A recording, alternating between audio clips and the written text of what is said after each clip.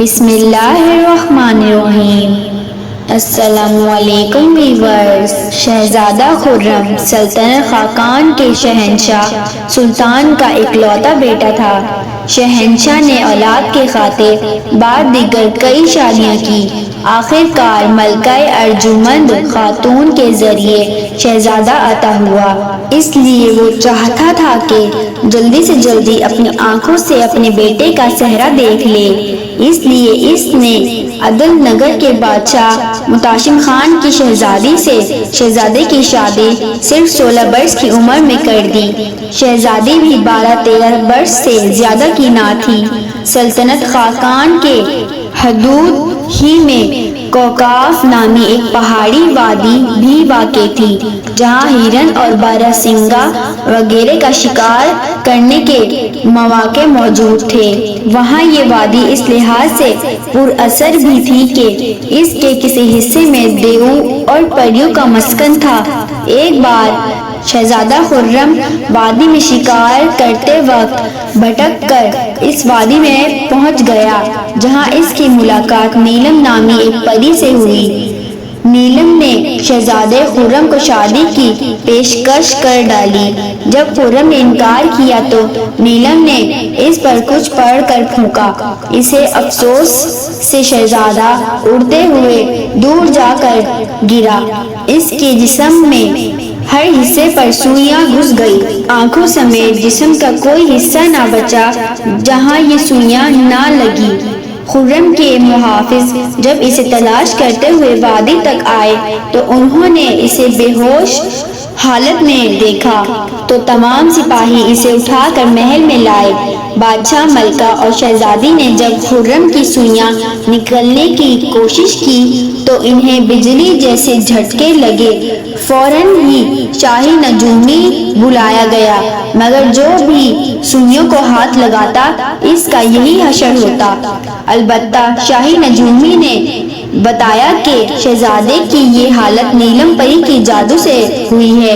اس کی یہ سوئیاں شہزادی عالیہ کے سوا کوئی دوسرا نہیں نکال سکتا، مگر شرط یہ ہے کہ شہزادی کے علاوہ کوئی دوسرا افراد اسے ہاتھ نہ لگائے۔ سب سے پہلے پیروں کی سوئیاں نکالی جائیں، پھر نیچے سے تمام جسم کی اور پھر آخر میں آنکھوں کی۔ اگر پہلے آنکھوں کی سوئیاں نکال دی گئی تو شہزادہ مفلوج ہو جائے گا، البتہ اگر پیروں سے سوئیاں نکلنے کا کام شروع کیا جائے تو آنکھوں تک جاتے جاتے جادو کا اثر تقریباً ختم ہو جائے گا۔ شہزادی نجومی کی بات سن کر فوراً سوئیاں نکالنے بیٹھ گئی۔ سوئیاں کوئی 100-200 تو تھی نہیں، ان کی تعداد لاکھوں میں تھی۔ ان کو نکالنے کے لیے مہینوں درکار تھے۔ شہزادی کئی ماہ تک دن رات اس کام میں مصروف رہی۔ صرف کسی انتہائی ضرورت کے تحت وہ شہزادی کے پاس سے اٹھتی، آہستہ آہستہ سوئیاں صاف ہوتی جا رہی تھی۔ نجومی نے یہ بھی بتایا تھا کہ سوئیاں نکال کر آگ میں ڈال دینا چاہیے، لہذا شہزادی کے کمرے میں ایک انگیٹھی بھی جلتی تھی اور شہزادی کو گرم موسم میں اس کی تپش بھی برداشت کرنی پڑتی۔ خدا خدا کر کے ایسے وقت بھی آ گیا جب شہزادے کے پورے جسم سے سوئیاں ختم ہوئی، اب تک صرف آنکھوں کی سوئیاں باقی رہ گئی۔ جب نوبت یہاں تک پہنچی تو شہزادی یہ دیکھ کر خوشی سے اچھل پڑی کہ شہزادے کے جسم میں کچھ حرکت پیدا ہوئی اور اس نے زور زور سے سانس لینا شروع کر دیا۔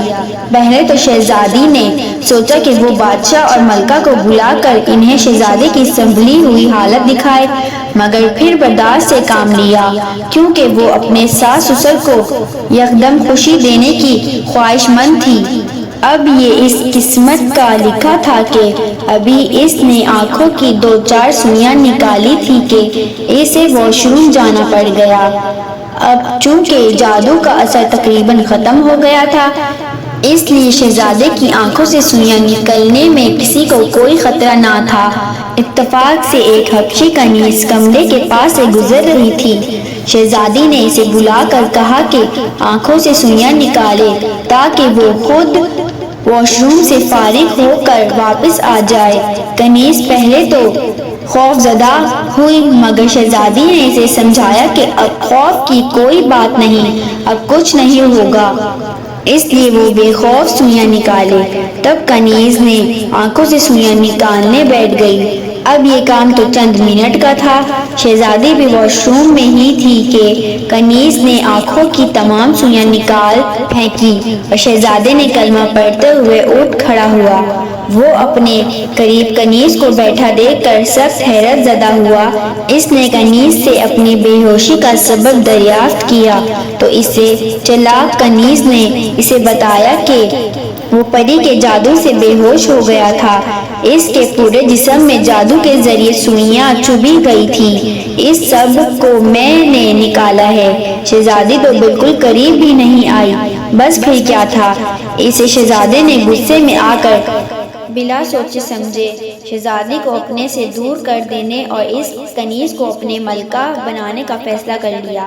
اور پھر جب شہزادی واپس آئی تو اسے پتہ چلا کہ یہاں تو دنیا ہی بدل چکی ہے۔ شہزادی نے بہت گر گرائی کی، لاکھوں قسمیں کھا لی، یقین دلایا کہ تمام سوئیاں میں نے نکالی ہیں۔ بادشاہ اور ملکہ نے بھی آ کر سمجھایا، مگر شہزادے نے کسی کی ایک نہ سنی اور شہزادی کو محل سے نکال دیا۔ شہزادی روتے روتے اپنے والدین کے گھر چلی گئی۔ محل میں شہزادے کے اپنے والدین بھی بہت افسوس زدہ تھے اور کنیز کی غلط بیانی اور غلط حرکت پر آگ بگولا بھی تھے۔ خیر کچھ دنوں بعد شہزادے کو اصل حقیقت کا علم ہو گیا تو شہزادے نے غلط بیانی کرنے پر کنیز شہزادی کو قتل کرنے کا حکم دے دیا گیا۔